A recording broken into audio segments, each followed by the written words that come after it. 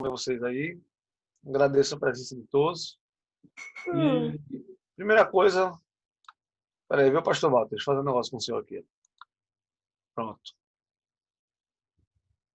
Pessoal, vou mandar para vocês um link. Nesse link aqui vocês vão poder ler o livro, né? Mas eu sugiro que vocês comprem, né? Vocês comprem esse livrinho aí que o Wesley levantou, mostrou.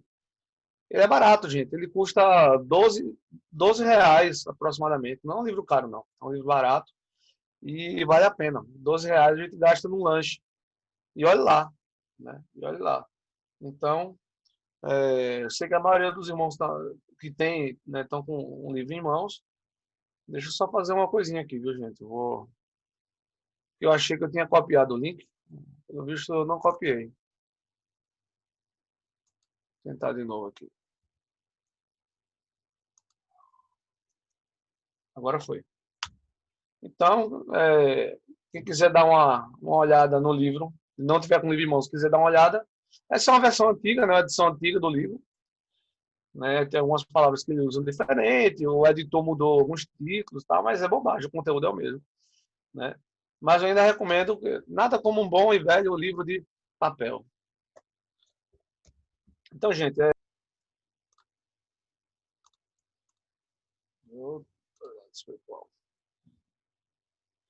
pessoal, e aí, tá aparecendo para vocês? Show de bola. Gente, como o pastor Tiago disse, né? Esse livro é dividido em duas partes. Eu vou pegar a primeira,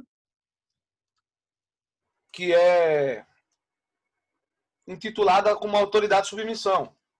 Né? O livro é dividido em duas partes. A primeira é a autoridade de submissão e a segunda é a autoridade delegada.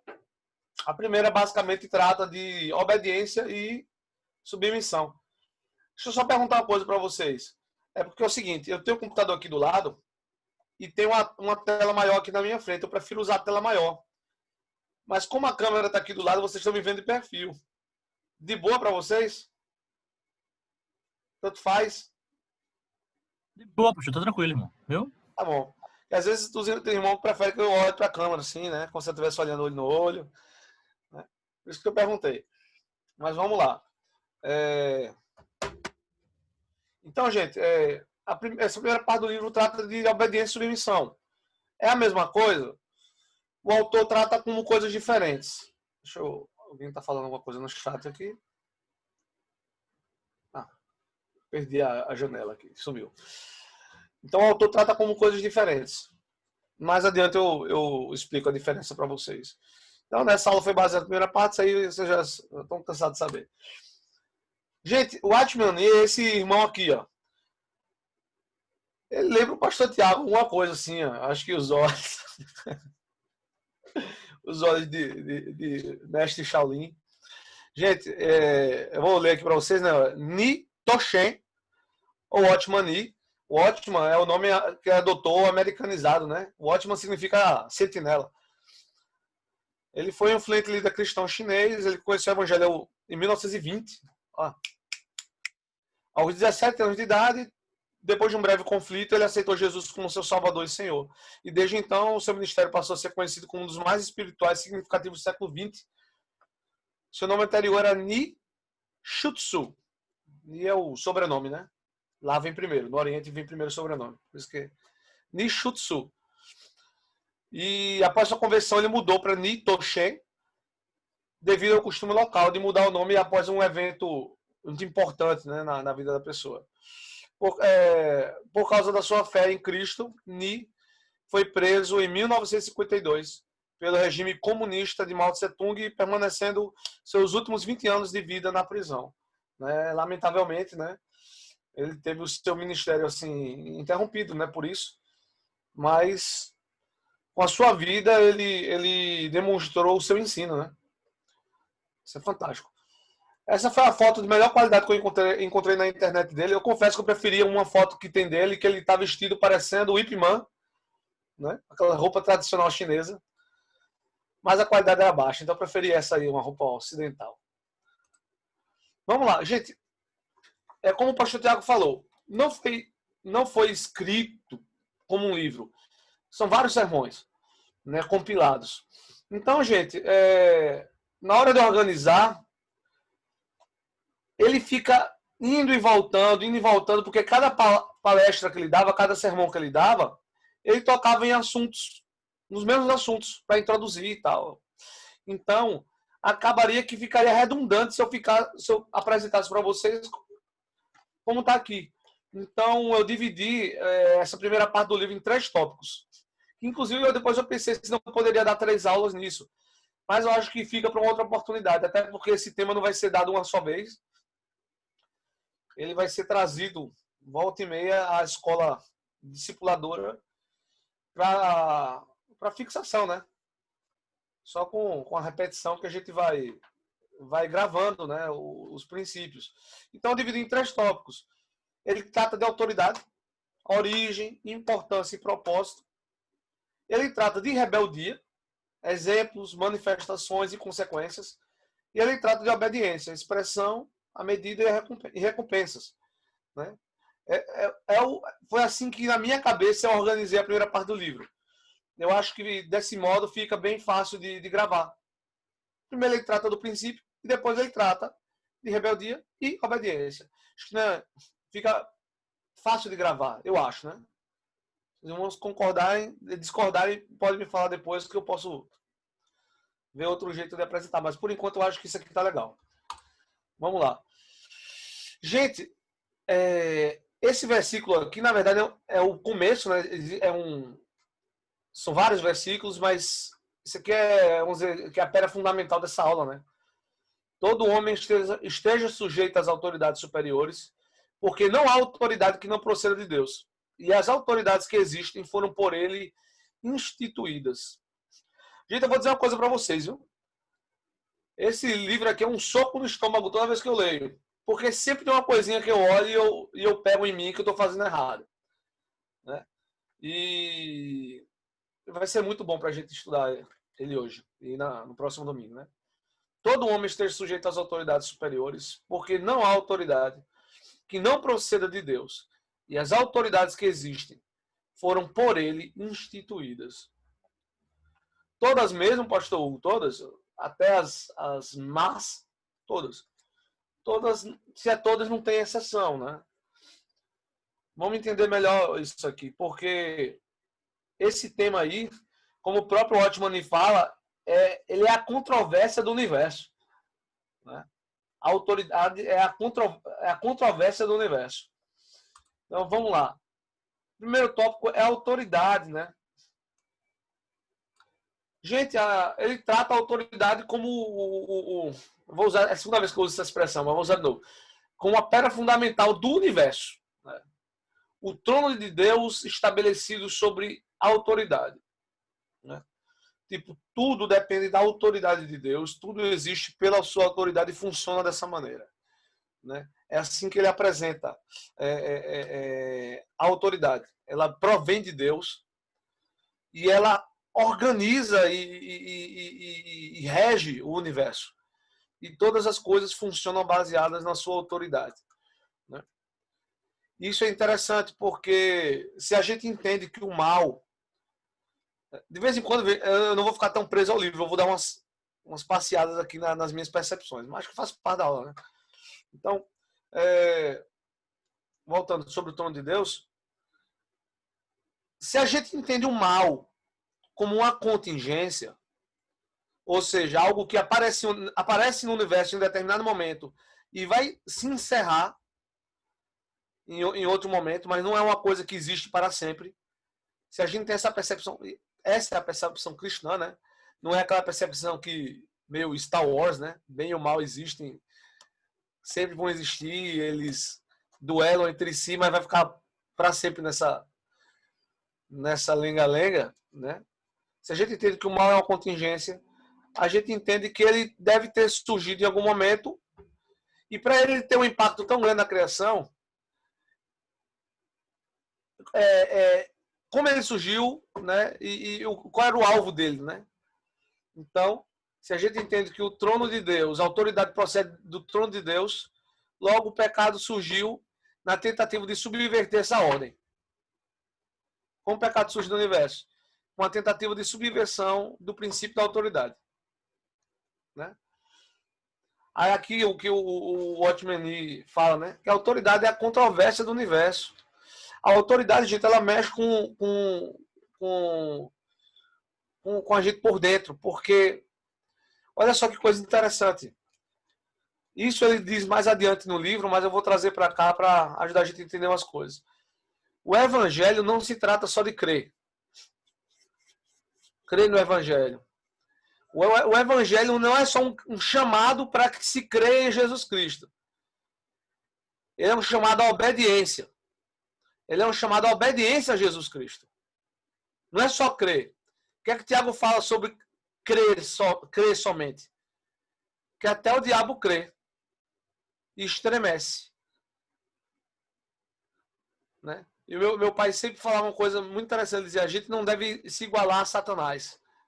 Né? Que é aquele que apenas crê. Mas nós devemos obedecer. Né? Então, o evangelho do reino, olha só coisa interessante, do reino, ele é o evangelho da obediência. Nós somos chamados à obediência a Cristo. Não só a crer em Jesus, mas a obedecê-lo. E olha que coisa, até o termo, né? Reino de Deus. Qual a forma de governo que Deus usa para falar do seu domínio? É o reino. Né? Onde toda a autoridade emana do rei. Isso é muito, muito legal. A autoridade não emana do povo, emana do rei. Né? Isso é muito interessante. Então, a obediência à vontade de Deus, né, é a maior das exigências da Bíblia. Porque tudo procede dela. Tudo procede da submissão à autoridade de Deus. Na oração, né, esqueci o termo agora. Na oração do Pai Nosso, né? Oração modelo.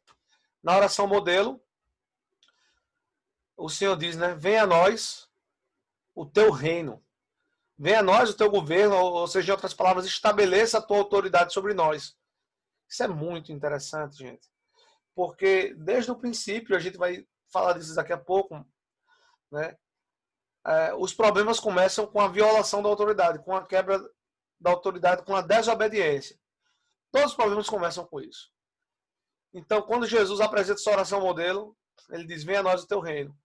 É mais ou menos assim, vamos reverter os efeitos da desobediência, nos submetendo novamente à autoridade de Deus. Então, a obediência à vontade de Deus é a maior das exigências da Bíblia. Jesus disse assim, ó, se vocês me amam, escreva aí no chat. Eu vou dar um tempinho para você escrever. Se a gente ama, a gente faz o quê? A gente faz declarações de amor. Né? Se a gente ama, a gente manda corações e flores e chocolates. Não, quando se trata de... Se a gente ama, quando é uma esposa, a gente faz isso. Mas quando se trata de Jesus, ele exige outra coisa. Deixa eu ver aqui a resposta dos irmãos, né? Isso aí, ó. Né? Se vocês me amam, vão guardar meus mandamentos, né? Isso mesmo. Eita, alguém botou aqui. Amei o layout e a organização dos tópicos. Bacana, valeu. Valeu, casal. Casal lindo. Né? O pastor Rodas comentou, fonte abusa da liberdade, mas eu não sei o que eu estava falando no momento, então deixa quieto, vamos deixar a bola seguir o jogo, né? Vamos voltar para cá.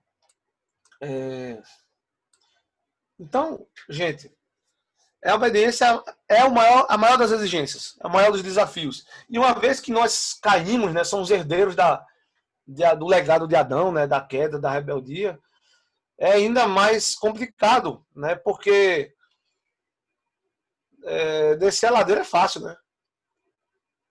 Subir a ladeira é mais difícil. Né? O homem caiu, né? Mas para subir novamente ele demanda um esforço contra a nossa própria natureza. Olha só que coisa interessante. A gente aprende muito com as orações de Jesus, né? A oração modelo, ele diz, venha a nós o teu reino e seja feita a tua vontade. Ou seja, a tua autoridade seja estabelecida. E na oração do Senhor no Getsemane, olha o que é que ele diz. Né? Pai, se possível, passa de mim esse cálice, mas que seja feita a tua vontade, não a minha. Então ele coloca a vontade de Deus acima da sua própria vontade. O que não impede ele de fazer de interceder por si mesmo, né? Então, se for possível, me livra disso. Né? Mas acima de tudo está a vontade do Senhor, né? E a submissão à sua vontade. Aí o Watchman Nee, ele traz para a gente dois exemplos sobre como lidar com autoridades, né? Como nosso Senhor e Paulo agiram em juízo. A Bíblia traz, né, dois momentos. Um em que estava Jesus diante das autoridades, né, sendo julgado, e Paulo sendo julgado também. Quando Jesus está diante de Pilatos, ele fica em silêncio. Mas, em determinado momento, Pilatos fala aquela coisa assim: ó, você não sabe que eu tenho autoridade aqui para fazer acontecer? Porque você está calado, você não me responde. Aí Jesus diz uma coisa sensacional: nenhuma autoridade você teria se não lhe fosse concedida. Isso é fantástico, gente, né? Porque naquela ocasião ali, Pilatos era a autoridade máxima. Mas até do ponto de vista natural, ele não era o tampa, né? Ele está debaixo da autoridade. Então, você só tem autoridade porque alguém lhe deu. Desculpa fazer eu trazer isso, mas não tem, eu lembro disso sempre. Teve uma situação muito constrangedora há uns dias atrás aí na internet e eu acabei me lembrando disso. O garoto que pergunta pro cara lá: isso aí que você tem, você conquistou ou foi seu pai que lhe deu, né? É mais ou menos isso. Ô Pilatos, essa autoridade é sua mesmo, procede de você ou você recebeu de alguém?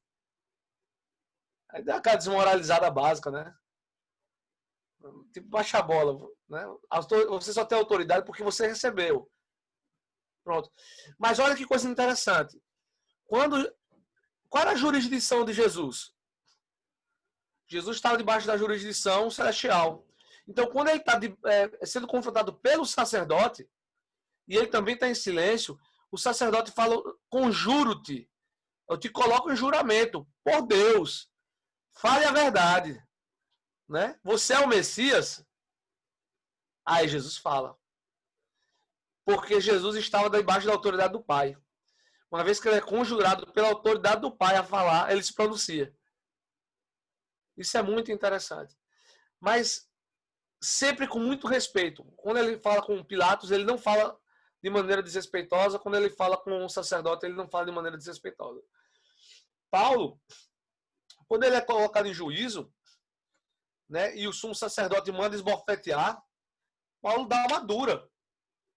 Como é que você quer me julgar? Estão querendo me julgar pela lei e contra a lei vocês me agridem. Aí alguém diz: você está injuriando aí o sumo sacerdote? Aí ele cita a lei: não falarás mal da autoridade do teu povo, do príncipe do teu povo. E se submete. Gente, aquele cara era um exemplo de autoridade. Não, porque às vezes a gente tenta associar a autoridade com mérito, né? Mas biblicamente não, a autoridade não tem relação com mérito. Viu, gente? O cara não está lá na autoridade necessariamente porque ele merece. Mas para Deus, para aquele propósito, ele deve estar ali naquele momento ali. Mas não tem relação com mérito. Mais adiante a gente vai tratar o amor é obediente. Que legal. C.S. Lewis. Bacana, casal. Muito legal. Renato Lima, que ama, obedece. Muito bom, é verdade. Então, isso que esse quem ama obedece, né? Esse amor é obediente, isso me lembra o que Paulo fala. Ele diz assim: ó, submetei-vos aos vossos senhores, servos. Não somente aos bons, mas também aos maus. Porque a gente não se submete ao homem, a gente se submete à autoridade de Deus. Não é o homem. Pastor Tiago, me traz aquela figura lá do Band of Brothers. Traz aqui pra gente agora. Conta aquele caos. Pô, aquele é fantástico, cara. Pra quem não assistiu, tem uma série da HBO chamada Band of Brothers, né? Que é baseado num livro chamado Band of Brothers, de um escritor americano chamado Stephen E. Ambrose. E esse livro traz a história real, e essa série traz a história real da divisão Easy, da companhia Easy, que fazia parte da Airborne, né? Que é a 101ª divisão aerotransportada do exército americano, os paraquedistas, né? Da Segunda Guerra Mundial. Então, essa passagem que o pastor Hugo se refere é que na série, né? Tinha o capitão da companhia, o líder da companhia era um capitão que durante o treinamento ele era extremamente rigoroso e maldoso com os seus comandados, né? Ele era um cara mau. Ele era rigoroso, ele era exemplar do ponto de vista militar, mas ele era um cara perverso. Então, esse cara acaba perdendo a sua posição como líder da companhia, e o cara que ele mais humilhava, que é o Tenente Winters, acaba indo para a guerra e se destacando no campo de batalha. Então, o cara que era um tenente, que era humilhado pelo capitão perverso, ele vira capitão, depois ele vira major. E aí, quando eles se reencontram, durante a guerra, o capitão Sobel, que é o cara malvado, né? Quando ele vê o Major Winters, ele tinha a obrigação de prestar continência para ele, porque o menor tem que bater continência para o maior. Só como ele não gostava do Major, ele se recusa, ele faz de conta que não vê o Major. Aí o Major Winters fala: Capitão Sobel, we salute the rank, not the man. Nós saudamos a posição e não o homem. Capitão Sobel, você tem que me honrar porque eu sou major e você é capitão. Não importa se você gosta de mim ou não. Em outras palavras, né? O que ele diz é simplesmente: nós saudamos a posição e não o homem. Então, isso fala muito comigo. Isso é uma lição perfeita. Então, você tem que saudar aquele que está acima de você, porque a ele foi delegado uma posição de autoridade, independentemente dele ser bom ou não, ou de você gostar dele ou não, né? É isso, pastor, que você queria ouvir? Perfeito esse exemplo. Valeu, pastor Tiago. Porque isso tem a ver com o próximo tópico, que é, para perceber a autoridade é preciso discernimento. Entendeu? E essa ilustração é perfeita para isso. Minha esposa aqui apareceu na janela, né? Então, é preciso discernimento. Mais adiante a gente vai falar sobre as manifestações da rebeldia, a gente vai aprofundar mais isso, mas é discernir as coisas, separar as coisas. Na edição antiga, o autor colocou assim: para perceber a autoridade é preciso uma grande revelação, que é um trecho do tópico anterior, né? Como Nosso Senhor e Paulo agiram em juízo. Mas na edição nova, eles colocaram: para perceber a autoridade é preciso discernimento, que cabe muito melhor, né? É uma questão de discernimento, de entender o que é autoridade, entendeu? Qual o propósito dela, e que não é o ser humano, entendeu? A gente se submete à autoridade divina. É por amor a Deus que os servos cristãos se submetiam aos seus senhores, mesmo os maus, entendeu? Mesmo os senhores que eram maus, que eram cruéis, né? Os servos eram chamados à obediência, porque não era o homem. Eles faziam isso, né, como se estivessem fazendo para Deus. É uma questão de renúncia muito forte, entendeu? Tem um filme, né, eu sugiro, é uma sugestão de filme para vocês assistirem. É um filme com aquele ator Jason, eu nunca sei pronunciar o nome dele. Jason Statham, não sei lá, uma coisa assim, né? Um amigo meu fala Jason Statham. Aí, gente, é chamado Revolver. O nome do filme é chamado Revolver. Tem uma ceninha ali que dá para você acelerar, mas o filme é muito interessante e ele traz umas lições muito proveitosas. Eu vou dar um spoiler de tamanho. O filme já tem uns anos aí, né? Um spoiler pequenininho. Que no final o protagonista tem um rival, um homem muito poderoso, né? Dono de cassinos e tal, lá em Las Vegas. É o rival desse cara. E ele peita o cara boa parte do filme, até que ele entende que o verdadeiro inimigo dele não era esse rival.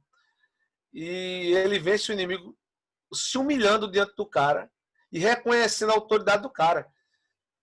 E aquilo deixa o seu inimigo completamente confuso. Cara, é sensacional, né?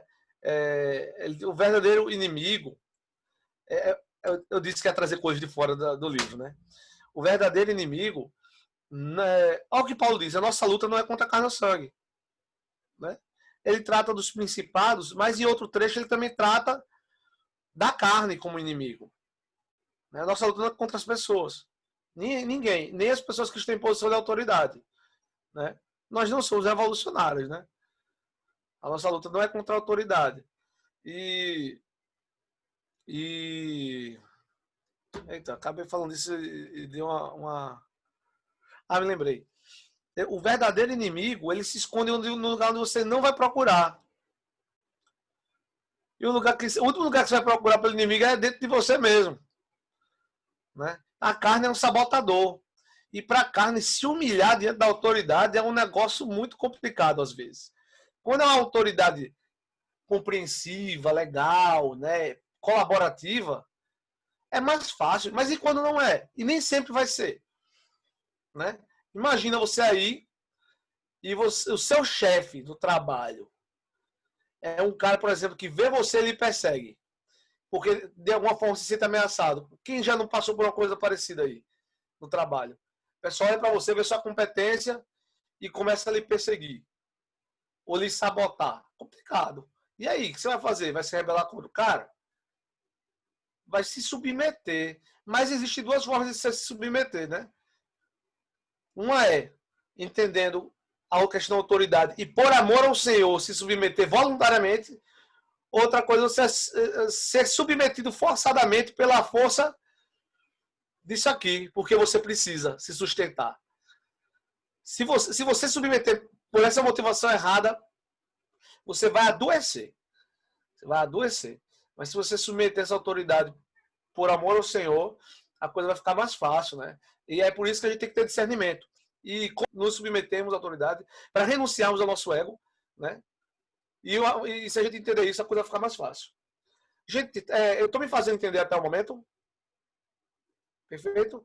Só lembrar que é recomendação de filme, Revolver. Revolver, com Jason... Ah, é o careca do carga explosiva. Você sabe quem é. Né? Então vamos para o próximo tópico. Antes, né, vou ler isso aqui para vocês. É um trecho de Samuel. Porque a rebelião é como um pecado de feitiçaria. E a obstinação é como a idolatria. E o culto a ídolos do lar. Visto que rejeitaste a palavra do Senhor, ele também te rejeitou. Só um momento.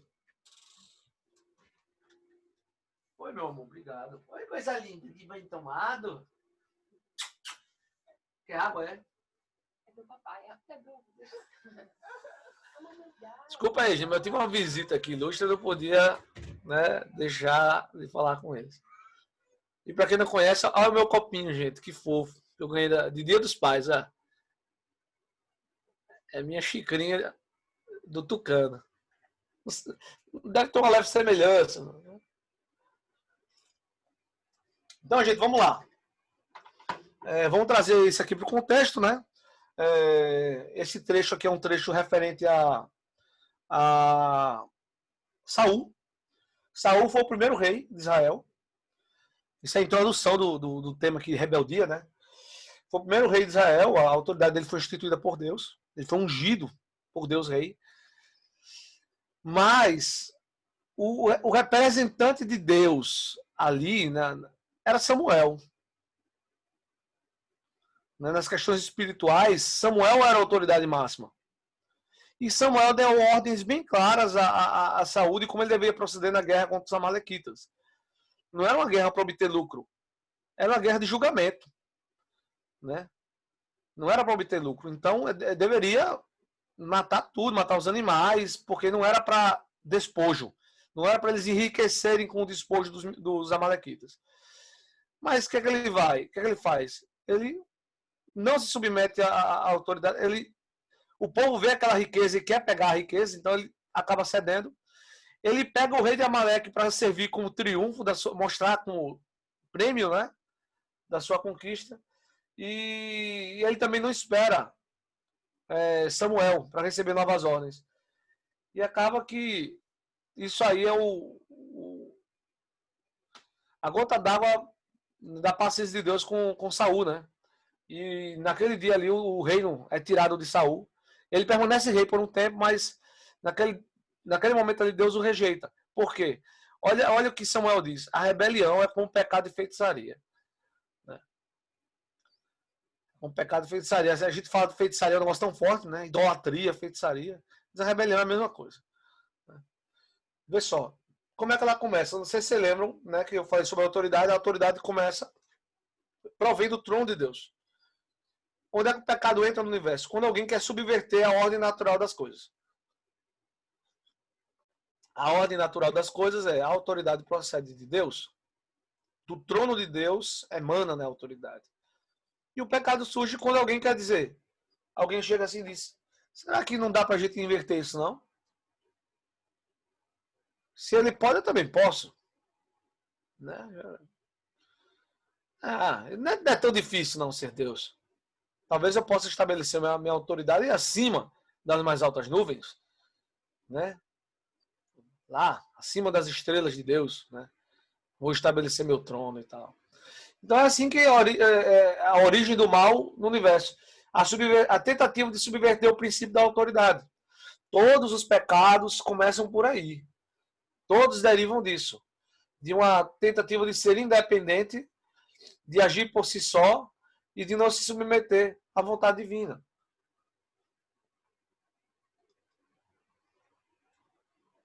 O pastor Hugo não é PSDBista, isso foi uma coincidência. Voei, não entendi não. Alguém me explica.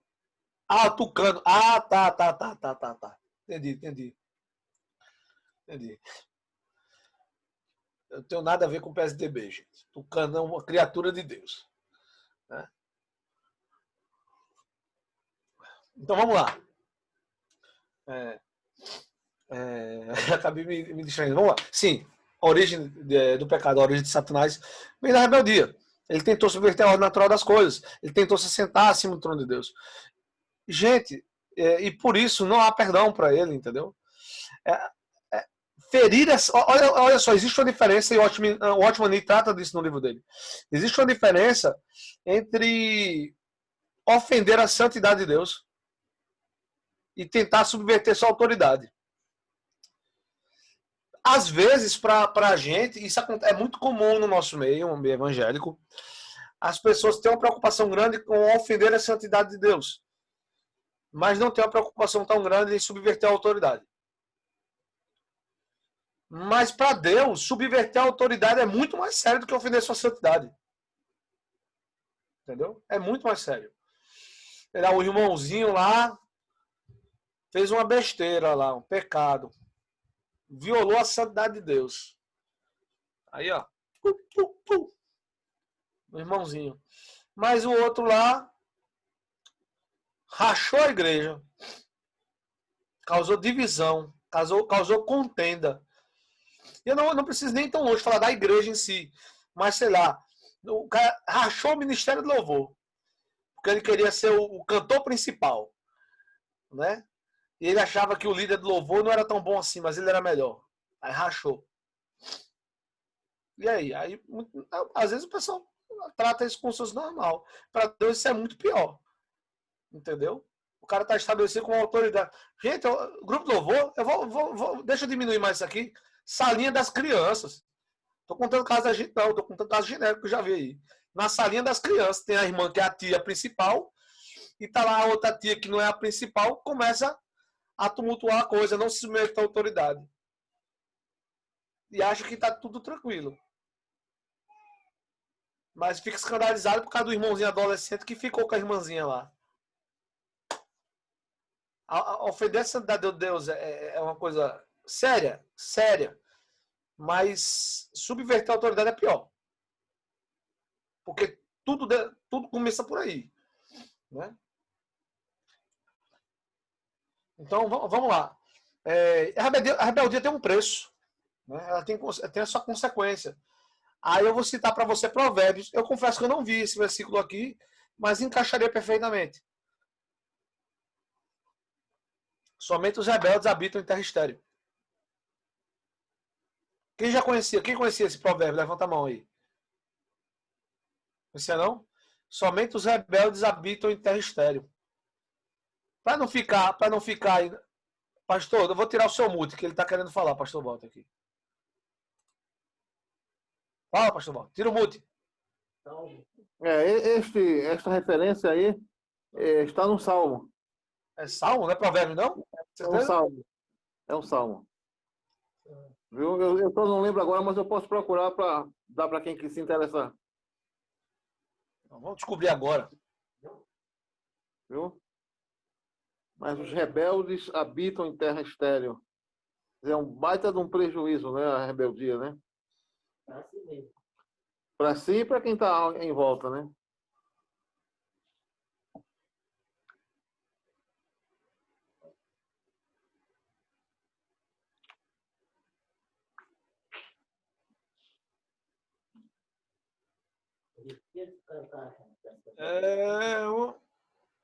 Salmo 68:6. Eu achava que era provérbios, é salmo. Deus faz que o solitário more em família. Tira os cativos para a prosperidade. Só os rebeldes habitam em terra estéril. É salmo, é isso mesmo. Valeu, pastor.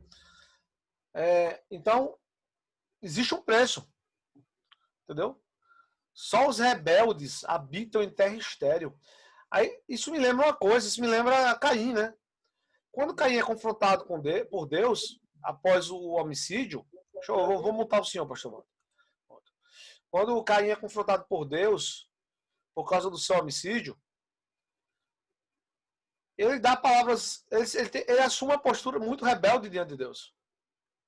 E ele recebe uma punição proporcional à sua rebeldia. Só, a terra não vai mais produzir. Ou seja, a terra vai ser estéril para você. Somente os rebeldes habitam em terra estéril. E a rebeldia ela se manifesta, né, na maneira como o Otmani organizou aqui, em palavras, na razão, eu traduziria por raciocínio, que lendo ele você entende que ele está falando de raciocínio. Né? Não é fazer uso da sua razão, é raciocínio. E pensamento. Foi assim que ele organizou. Colocando o pensamento, na verdade, como começo de tudo. Né? Então grava isso aí, ó, palavras, razão e pensamento, porque eu vou usar isso aqui nas manifestações de rebeldia quando eu for citar os exemplos de rebeldia. Acho que vai ficar mais fácil de se entender. Vamos lá. Exemplos de rebeldia no Antigo Testamento. Gente, tem mais, viu? Tem mais. Esses são os que o Otmani cita, mas pode ter certeza que tem mais. E vamos começar aqui pela queda de Adão e Eva, que é o primeiro que ele cita, né? Olha só. Quando Satanás vai tentar a humanidade, deixa eu botar aqui o chat do outro lado, organizar aqui. Quando Satanás vai tentar a humanidade, onde é que ele ataca? Ele vai onde? Ele vai em Eva. Ele não vai em Adão, ele vai em Eva. Por quê? Eva estava debaixo de dupla autoridade. Ela estava debaixo da autoridade de Deus, de Adão, que estava debaixo da autoridade de Deus. Então ele vai por ali, porque ele é um especialista em rebelião, né? E tenta persuadir ela a agir de maneira independente, porque Deus disse que os dois eram uma só carne. Os dois deveriam agir em conjunto. Mas ele vai lá para tentar subverter a autoridade de baixo. Né? E ele começa aquele diálogo lá com ela, né? E vai minando a confiança dela, tal,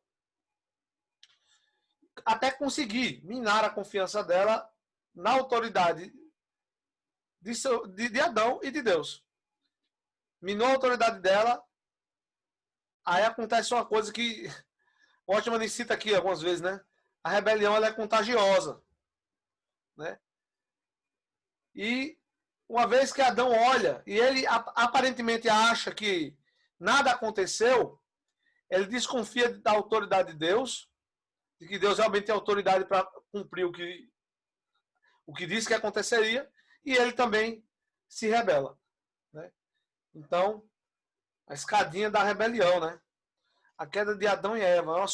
Tipo assim, Deus tinha dado uma ordem e eles desobedeceram essa ordem aí. Aí é aquilo. Foi uma questão primeiro foi semeado um pensamento.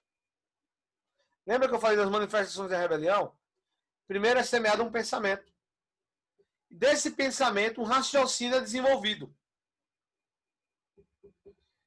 E depois do raciocínio, essa rebelião tende a se manifestar através de palavras.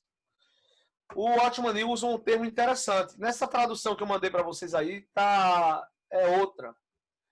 Né? Quer dizer, nessa tradução daqui é outra, mas eu prefiro a antiga. Que diz assim, a boca é o escoadouro da alma. Né? A boca é o escoadouro da alma. Então, a rebelião que nasce num pensamento, que se desenvolve num raciocínio, geralmente transborda pela boca. Né? E Tiago fala sobre a língua, né? O uso da língua. Ele não fala muito, não se aprofunda muito nisso, mas Tiago fala sobre o uso da língua. Né? Um pequeno membro, mas que é capaz de causar e controlar todo o corpo. Né? E uma pequena chama que pode incendiar toda uma floresta. Né? Então, vê só. Rebeldia de Cã, segundo exemplo. Com a história de Cã. Noé planta uma vinha após o dilúvio, né? E aquela coisa, né? O cara passou meses ali penando, né? Comendo uma comida provavelmente de qualidade duvidosa. E quem estuda navegação aí sabe que comida no mar geralmente tendia a se estragar. Então a qualidade da comida provavelmente era bem duvidosa. E o cara vai e volta, né? Tipo, acaba aquela fase difícil. Então ele se permite, ele se permite dar uma extravasada. Tá muito alegre, porque ele plantou a vinha, produziu o seu fruto, estava bonito, fez vinho. Então, gente, o cara queria dar uma desopilada, dar uma desestressada, acabou exagerando. Ele estava errado? Noé estava errado? Em dar uma desopilada? E dar uma... encher a cara? Isso aí é unanimidade, né? Estava errado, gente. Ele não era para ter enchido a cara, não. Não é dos homens de Deus encher a cara. Mas isso não justifica a atitude de Cã. Porque quando Noé estava bebum, ele tira a roupa, né? Não sei porquê, mas bebo. Tem uns bebos que tem uma mania de tirar a roupa, né? Tirou a roupa, ficou peladão. Aí Cã vai lá e acha graça disso. Acha graça. Né? E zomba. E até quem diga que ele falou com certa malícia com relação à nudez de seu pai, né? Há que tira essa interpretação do texto. Malícia do ponto de vista sexual. E ele vai lá contar para os outros, né? Contar para os outros, os seus irmãos, né? Que o velhão estava pelado.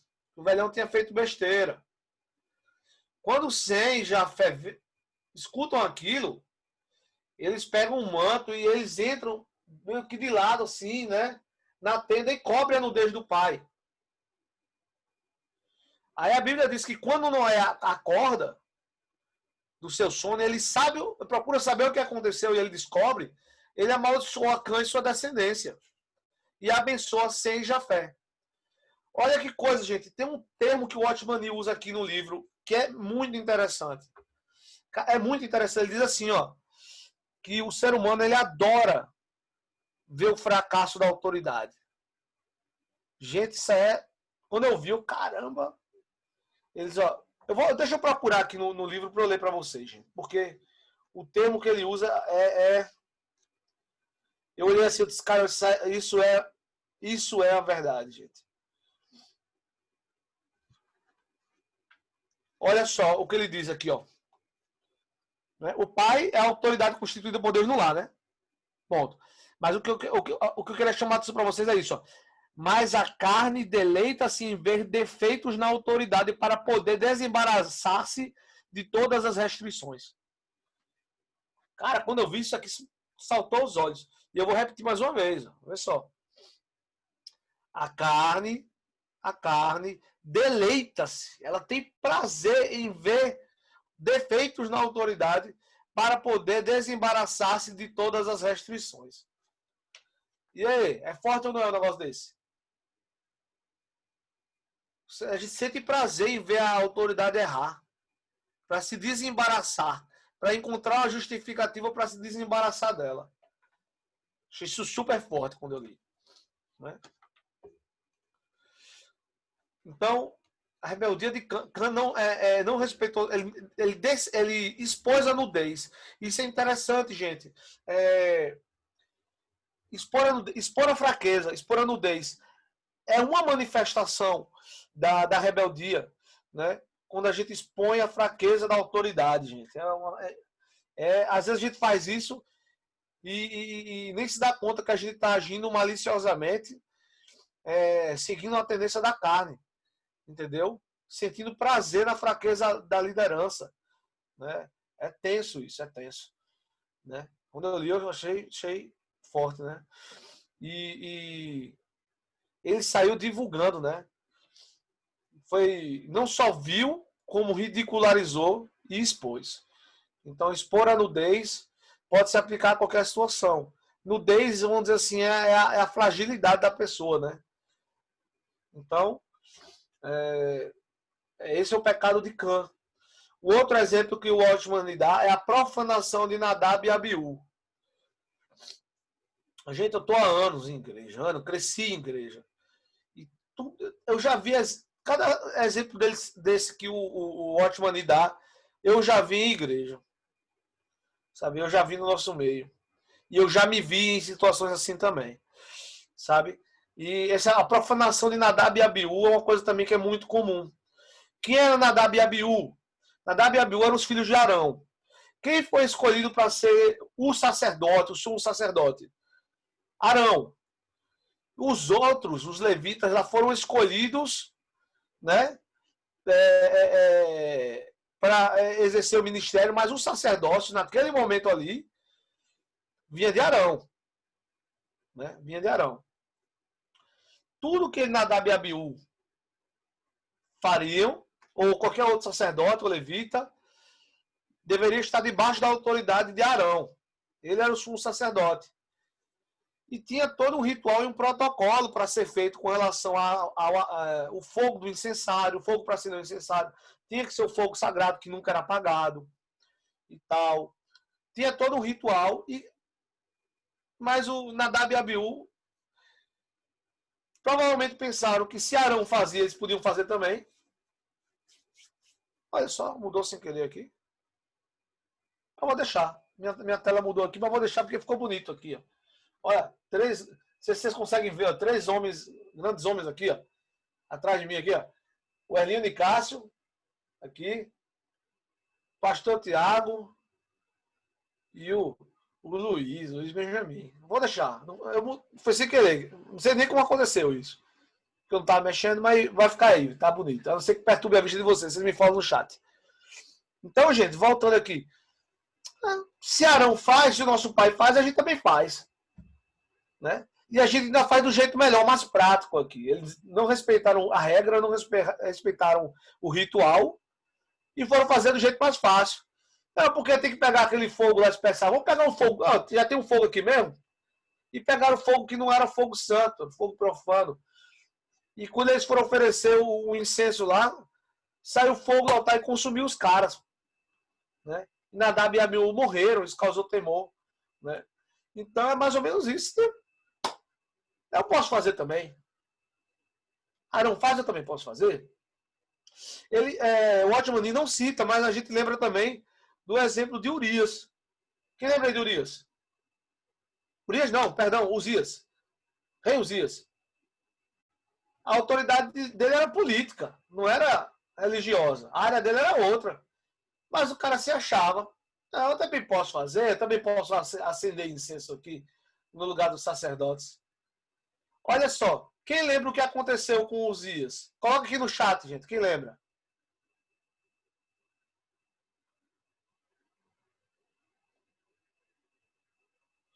Quem lembra? Coloca aqui no chat. Né? O que aconteceu com Uzias. Porque a gente já vai aqui para o próximo. O pastor Walter colocou aqui. Na verdade, Noé amaldiçoou o filho de Cão, o coitado do Canaã, pois a maldade dos pais é castigar os filhos até a terceira e quarta geração. Né? Leproso. Uzias ficou leproso. Quem mais a gente lembra que não era leproso, ficou leproso na Bíblia? Aqui, ó, o traje de Arão e Miriam. Mesmo um caso bem parecido. Sim. Tá lá, Miriam e Arão. Arão geralmente era o cara que ia na onda dos outros, né? Quem começou o traje foi Miriam. Miriam ficou chateada porque o Moisés casou com uma mulher etíope. Não sei o que ela tinha contra os etíopes, mas a ela... Isso, Hernani Castro, muito bom. Jezi também. Talvez racismo? Pode ser, viu? Pode ser. Não ficou chato, não gostou que Moisés se casou com uma mulher etíope. Né? Com a midianita ela não se importou, mas com a etíope ela se importou. Não sei. E começou a usar isso como motivo para falar mal. Para descer a lei em Moisés. E dessa queixa, ela já evoluiu para outra coisa. Ah, Deus também não profetiza através da gente aqui? Deus profetiza também. Deus usa Moisés, mas usa a gente também. E começou aquela murmuração, e a Bíblia diz que Deus ouviu. E Deus chama os três para conversar, para a tenda. Aí vai lá, Moisés, vai, né, inocente da situação, e vai os dois rebeldes lá, né? Miriam e o Arão. Aí Deus diz uma coisa, ó. Toda vez que eu falo por meio de um profeta, né? Eu dou uma palavra e ele fala. Mas quando eu vou falar com Moisés, é cara a cara. Moisés está em outro nível. Vocês não queiram se comparar a Moisés, não, que Moisés é meu amigo. Eu estou parafraseando, não é assim que está na Bíblia, não. Moisés é meu amigo. Vocês estão falando mal do meu amigo, que é autoridade sobre vocês, porque tudo começou com ele. E vocês estão achando que estão no mesmo naipe que ele? Não, não estão, não. Né? E ele dá a sentença. E o que acontece? Arão não, né? Porque eu falo, Arão é o cara que ficava ouvindo, né? O Arão era o Doquinha. E a Miriam era o Coxinha, né? Pra quem conhece aí, né? Coxinha e Doquinha. Deixa eu só mudar uma coisa aqui, viu, gente? Deixa eu... não, deixa quieto. Então, gente, o Doquinha da história aí, o Miriam, ela recebeu a lepra. Vamos lá, vamos lembrar. Uzias ficou leproso. Ele teve uma atitude de rebelião. Wesley lembrou, Geazi ficou leproso. Porque ele desobedeceu a ordem expressa do seu senhor, o profeta Eliseu. Isso, Eliseu. Miriam ficou leprosa. Aí, né, o pessoal foi lá rogar, né? Rapidinho. Eita. Rapidinho, pessoal. O Arão lá foi lá rogar que... Até eu tava ficando agoniado já com isso. Pronto. Melhorou.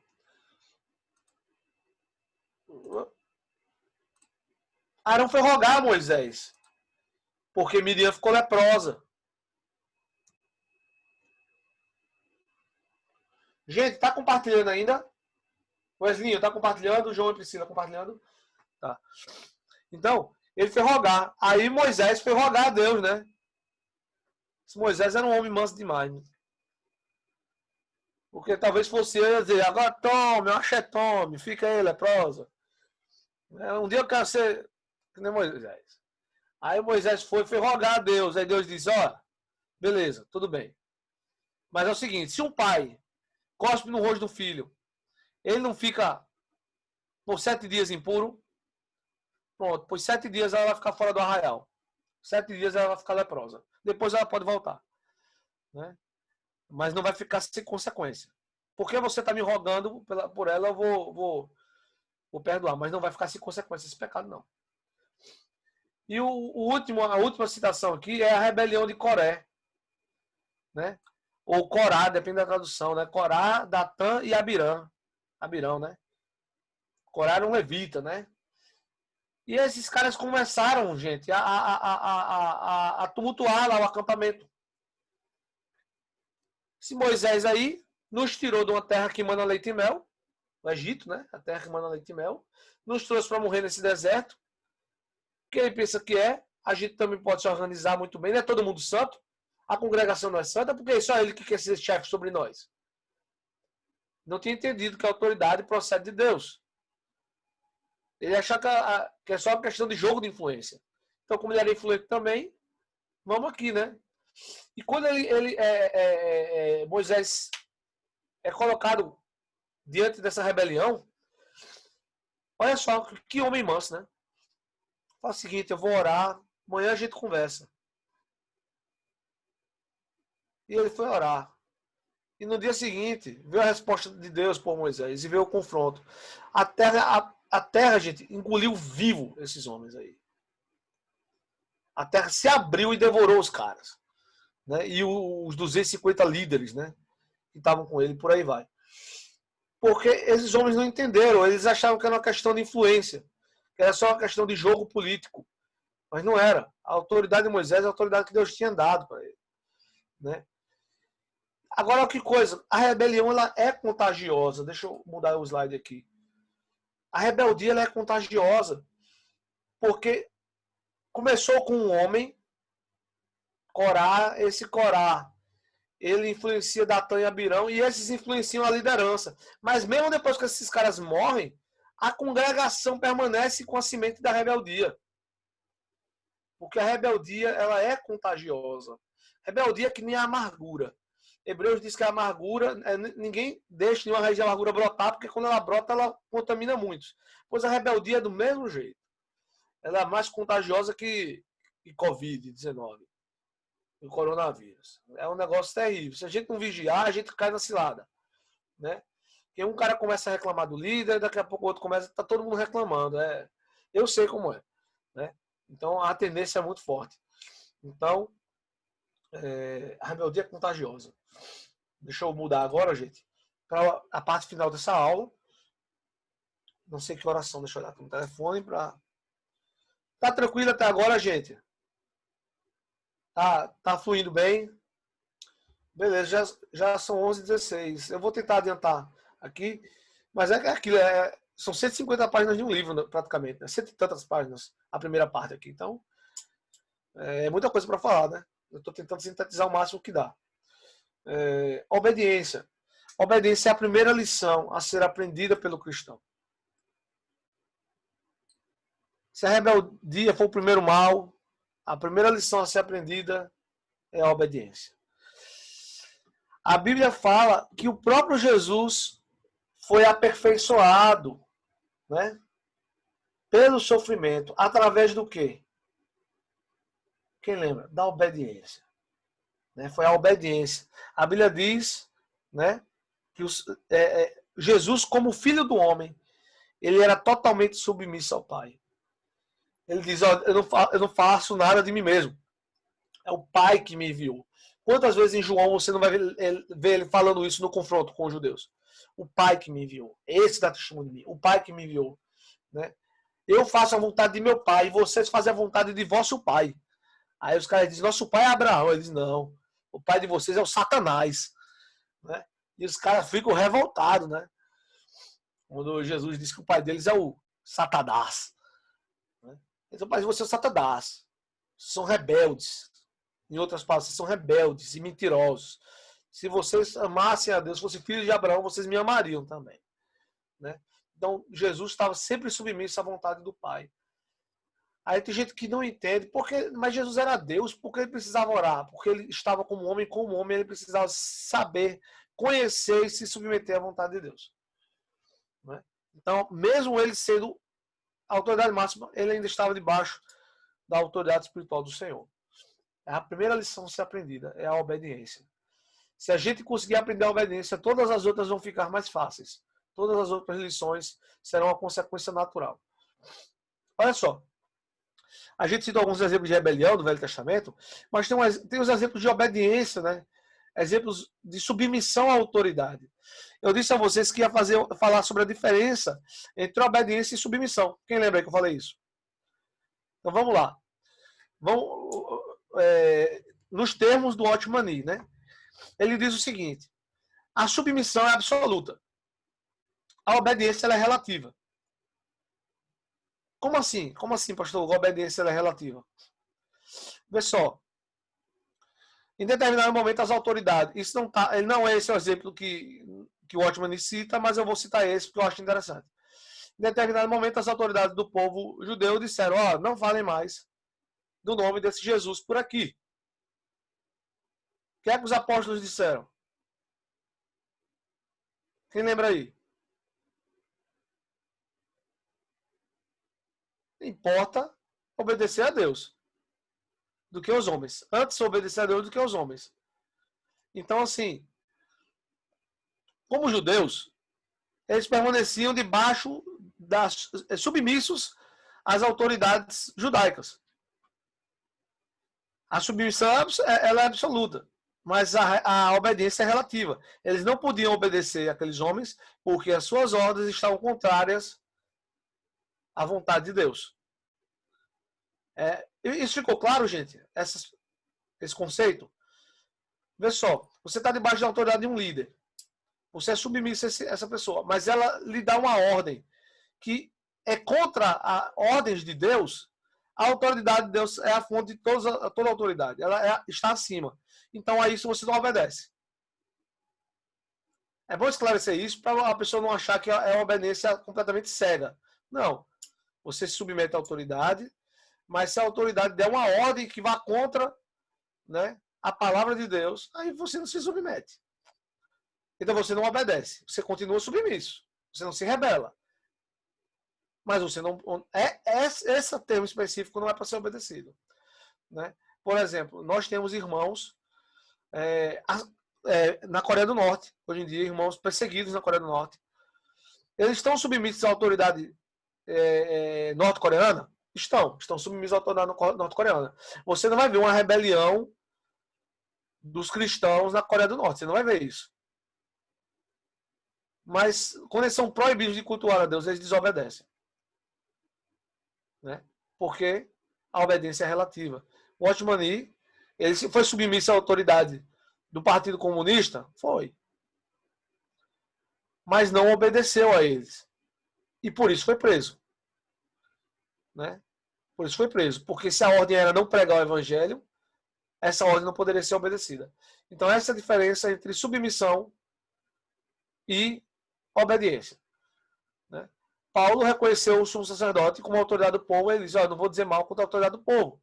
Ou seja, ele estava se submetendo à autoridade do sumo sacerdote. Mas se fosse para ele deixar de fazer a obra de Deus por causa disso, não, aí, nesse caso aí, infelizmente, ele não poderia fazer nada. Ele desobedeceria essa ordem para obedecer a Deus. Claro? Ficou claro, gente? Beleza. Vamos lá. O conhecimento de Davi. Davi é um exemplo interessante de como lidar com a autoridade. Olha só que coisa, gente. Deus tinha rejeitado Saul. Deus tinha rejeitado Saul para não ser rei. E Davi já tinha sido ungido rei por Samuel. Ele era o rei ungido. Mas olha só que coisa. Em 2 ocasiões, Davi poderia ter matado Saul e tomado o rei. Ele não tinha sido o novo ungido? Mas ele não ousou fazer isso. Porque ele dizia: ai de mim de tocar no ungido do Senhor. Ai de mim de tocar no ungido do Senhor. Em determinado momento, Davi e o seu bando, né? Era um bando, né? Eles estavam escondidos em uma caverna. E olha que coisa. Quem estava passando por ali? O seu inimigo. Porque é assim que Saul estava se comportando, como inimigo. E onde é que Saul inventa de fazer o número 2? Justo na caverna que Davi estava escondido. onde ele vai lá aliviar o seu ventre, cobrir os seus pés. Esses são os termos que a Bíblia usa. Eu acho legal cobrir os pés, né? E até hoje, né? A gente cobre os pés. Né? Baixa a calça, quando baixa a calça, cobre os pés. E Saul tá lá, né? Não sei se lendo alguma coisa, né? Tem gente que gosta de ler.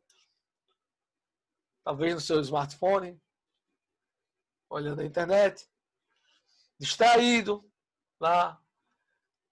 Aí o pessoal fala, olha, é a sua oportunidade. Dá cabo da vida de Saul. E Davi vai lá, não para matar Saul, porque ele tinha essa noção muito forte de que não poderia tocar no ungido do Senhor. Mas ele cortou a orla do manto de Saul. Gente, cortar a orla do manto é um símbolo da autoridade naquela época. A orla do manto é um símbolo de autoridade. Quando Saul sai, está já distante, aí Davi grita, meu Senhor! Né? E depois que ele faz isso, ele fica com peso na consciência. Olha só que coisa, que noção forte de respeito à autoridade. Porque ele não encosta o dedo, mas ele viola a autoridade do rei Saul. Então ele diz, meu senhor, eu não sou seu inimigo, eu podia ter matado o senhor, não matei, eu cortei isso aqui, mas até isso aqui eu me arrependi. Né? Aí, naquela hora, naquele momento, Saul cai em si, depois ele esquece tudo, né? Mas ele cai em si. Então, gente, mesmo debaixo de uma autoridade que não respeitava, que o perseguia, que desejava o seu mal, Davi nunca levantou o dedo contra Saul. E não foi por falta de oportunidade. E tem uma lição ainda mais forte, que é quando ele erra, ao cortar a orla do manto, e depois cai em si. Porque lembra que cortar a orla do manto é um símbolo de comprometer a autoridade da pessoa?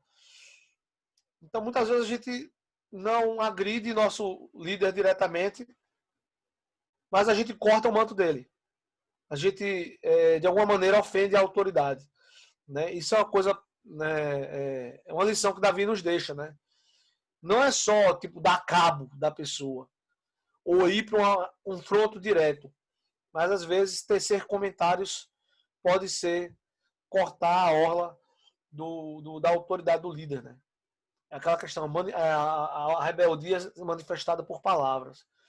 E, às vezes um simples comentário tecido está carregado de rebeldia, de maldade, né, de malícia. Então, ele não agride a vida de Saul, mas ele corta. Mas assim que ele faz, ele bota a mão na consciência e se arrepende. Né?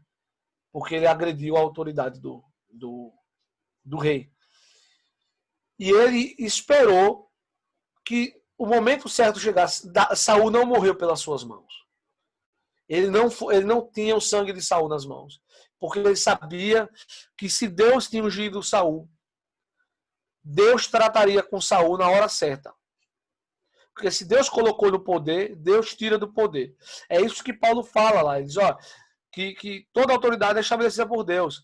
Deus é aquele que estabelece reis e remove reis. Mas até um comentário aqui. Foi Deus que permitiu que o PT acendesse ao poder. Fizeram mau governo? Péssimo. Mas foi com a permissão de Deus. Quando Deus achou que era hora de tirar, tirou. E botou um cara totalmente improvável lá. E se Deus achar por bem tirar, ele vai tirar. Porque por mais que a gente tenha a ideia da democracia, com a eleição que vai estabelecer o governante, Deus é quem conduz o rumo. Entendeu? Deus é que tira o cara lá do baixo clero e coloca o cara, faz o cara presidente. Então, assim como Deus estabeleceu o governo anterior, estabeleceu esse agora, né? E vai estabelecer o próximo. Né? Falando isso porque essa questão de política muitas das vezes mexe com os nossos brios, né? Mas foi Deus que estabeleceu o Lula no poder e Dilma também. Por qual propósito, ele que sabe, eu não sei. Né? E agora o Biruliro, né? E nós, como cristãos, nos submeteremos à autoridade que tiver, porque o crente não se mete em esses negócios civis aí, de derrubar a autoridade. Não, a gente não perde tempo com isso. Não está no histórico dos cristãos se meterem nessas coisas. A igreja primitiva não ficou grande foi o nosso pecado, né? E a igreja primitiva não ficou, não, vamos nos rebelar contra o Império Romano, porque não. Se submeta ao seu Senhor, sendo ele mau ou bom. Porque a gente se submete a Deus, na verdade. É Deus, é o Senhor que a gente está submetendo. Quando se submete à autoridade.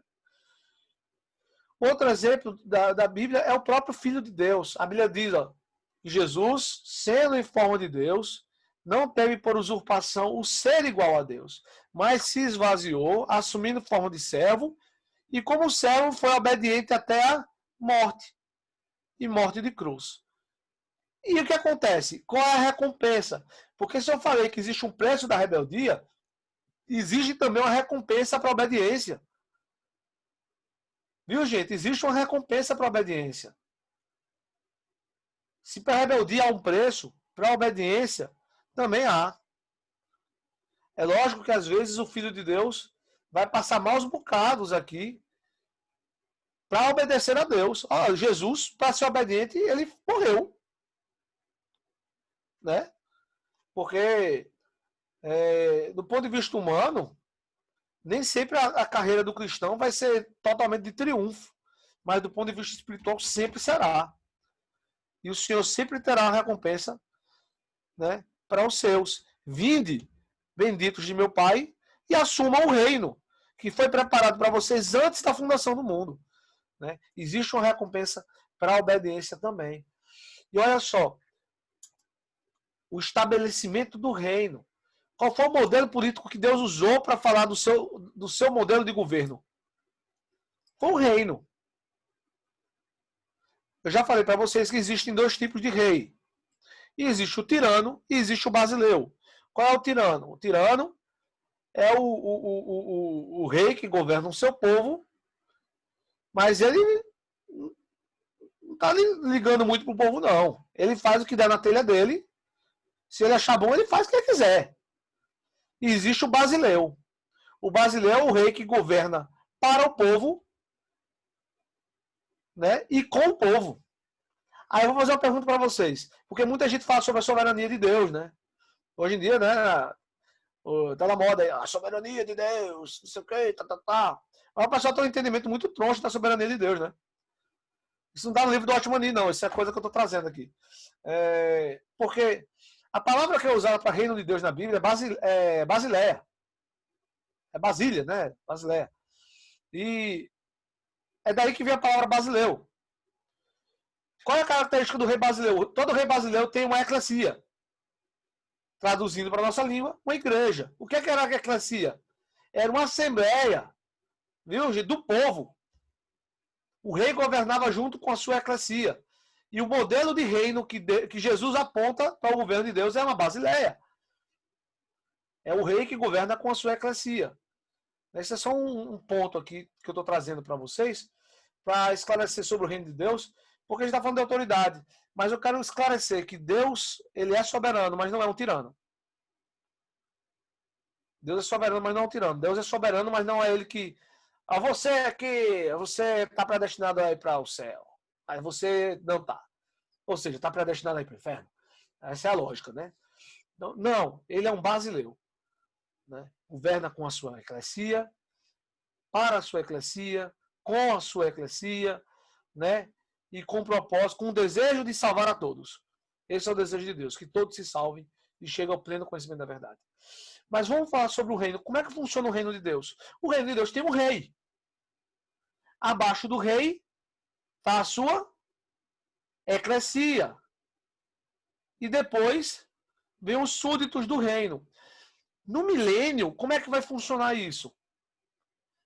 Jesus é o rei dos reis. Nós seremos esses reis, né, que estão abaixo do rei dos reis. E depois haverá as nações, que nós faremos o papel de reis e sacerdotes. Né? Será um reino sacerdotal. Mas você vê que tem autoridade. Essa autoridade vem de cima para baixo. Jesus, ele é o cabeça da igreja. E a igreja é o seu corpo. Todo o corpo ligado com o auxílio de juntas e medulas vai crescendo, né, para o conhecimento de Deus. Só um momento.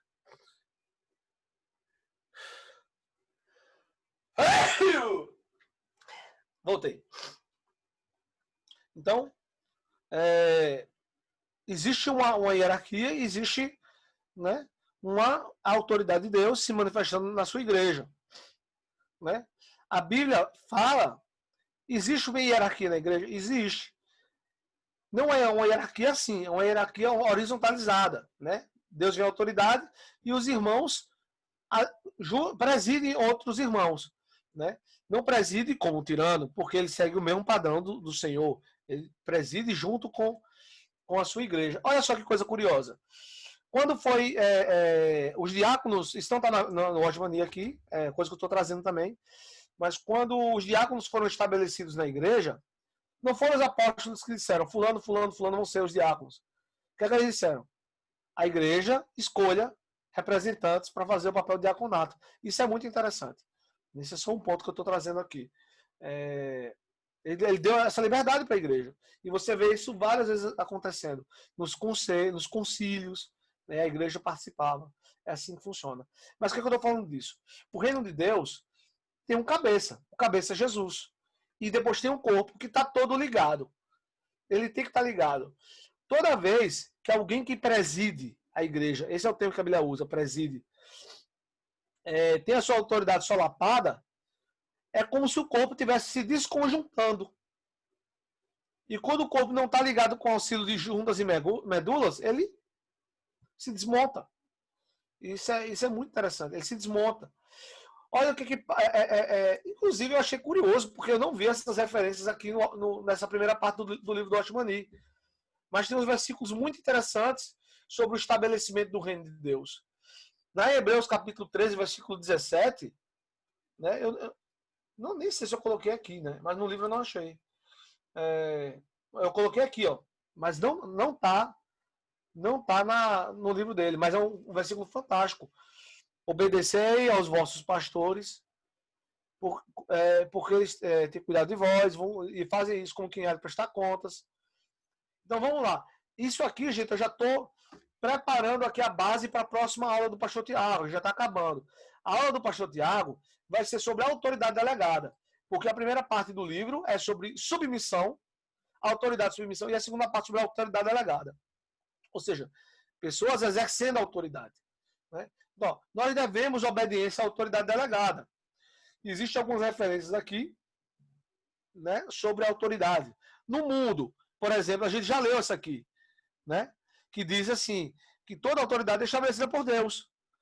Pedro, na sua epístola, ele fala que nós devemos obedecer ao rei, né? Honrar o rei, né? Ele diz, Paulo diz que não é à toa que nós pagamos impostos, né? Porque essa autoridade foi estabelecida por Deus, né? Com o propósito de exercer a justiça, né? Ela não está exercendo? O Senhor irá retirá-la quando bem lhe aprouver. Mas nós nos submetemos à autoridade. E é interessante, viu, gente? Vamos dizer assim, que eu simpatizo com algumas coisas do libertarianismo, né, na parte política da coisa aí. Mas eu, como crente, nunca vou ser um anarcocapitalista, por exemplo. Nunca. O anarcocapitalista, imposto é roubo. O crente, o imposto é algo devido. Paulo diz, a quem é imposto, imposto.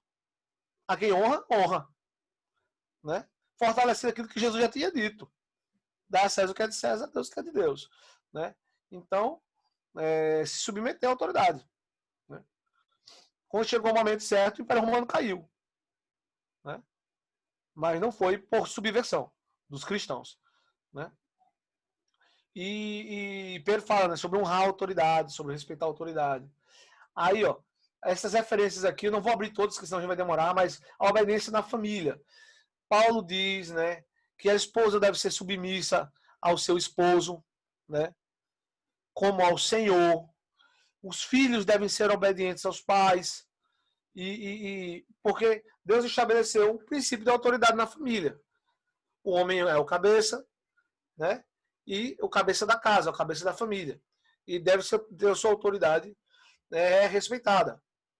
Isso não fala sobre, diferente do que algumas pessoas ignorantes pensam, isso não é um aval de Deus para que o homem oprima a sua família. Pelo contrário, o homem deve amar a sua esposa como Cristo amou a igreja, ou seja, a ponto de dar a sua própria vida. Então, quem usa isso como argumento, está muito equivocado, né? Mas fala que os filhos devem obedecer, né, aos seus pais e a esposa ser submissa ao seu marido. E na igreja? Aí, gente, tem muitas referências. Esse slide eu vou deixar disponível para vocês olharem depois, né? Tem essa de Hebreus que eu falei, que é obedecer aos vossos pastores. Tem a referência que diz, vocês devem honrar aqueles que presidem vocês. O obreiro que faz bem sua obra recebe duplos honorários, né? E tem outros versículos que falam sobre tratar com respeito aqueles que presidem na igreja. Então, isso é obediência à autoridade delegada. Aí eu já estou preparando. O pastor Tiago vai assumir esse tema da autoridade delegada no próximo domingo. E ele deixa algumas lições sobre a obediência, né? Tá desse jeito no livro lá, né? 3 coisas sobre a obediência. Você deve ter um espírito de obediência, né? A obediência deve partir no entendimento espiritual do princípio. Tem um espírito de obediência. Pratique a obediência. Eu copiei um enxerto aqui do livro dele, né? Aqueles que são educados. É engraçado porque ele fala de pessoas selvagens, né? Eu não coloquei tudo porque não ia caber no slide, mas o Watchman News tem. Ele diz que algumas pessoas são selvagens e não se submetem à autoridade. É interessante, ele coloca aqui mais ou menos assim. Quem não se submete à autoridade, quem não entende como funciona a autoridade, é um bárbaro. É um selvagem, né? Mas ele diz, aqueles que são educados não se sentem embaraçados onde quer que sejam colocados. Naturalmente vivem a obediência. Né? Ele coloca como a obediência à autoridade como um princípio civilizador, vamos dizer assim, né? E, por último, ele diz, aprenda a exercer a autoridade concedida. É preciso aprender a ficar sob a autoridade e também em posição de autoridade, que é o tema do pastor Tiago. Nós, não apenas como alguém submisso à autoridade, mas alguém também que está em posição de autoridade. É impossível estar em posição de autoridade se você não é submisso à autoridade.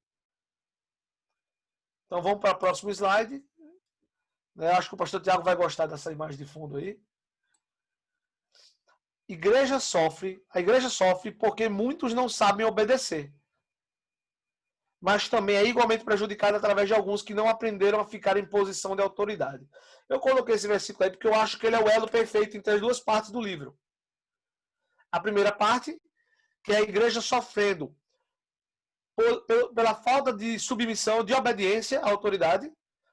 E a próxima, que é quando a igreja é prejudicada, quando aqueles em posição de autoridade não aprendem a usar a sua autoridade.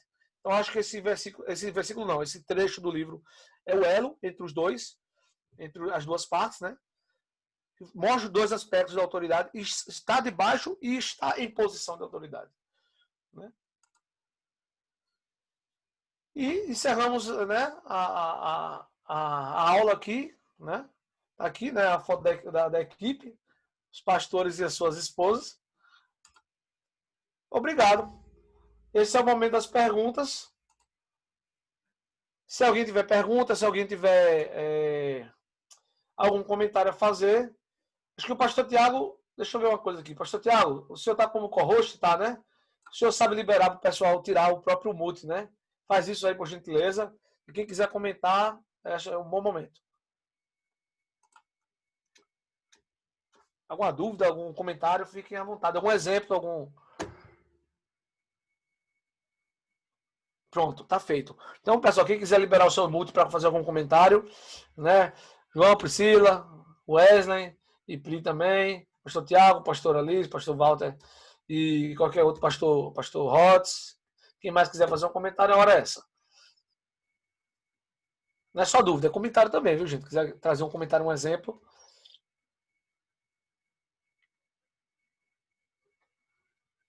Dou-lhe uma. Dou-lhe 2. Dou-lhe 3. Eu acho que o pessoal... Acho que ficou claro, então, né? Já vi em muitos muros da cidade de Maceió a frase rebele-se. A pessoa que escreve isso, ela não sabe que rebelde habita em terra estéril. Se ela soubesse, talvez, né? Porque é frase de efeito, né? Também já fui adolescente.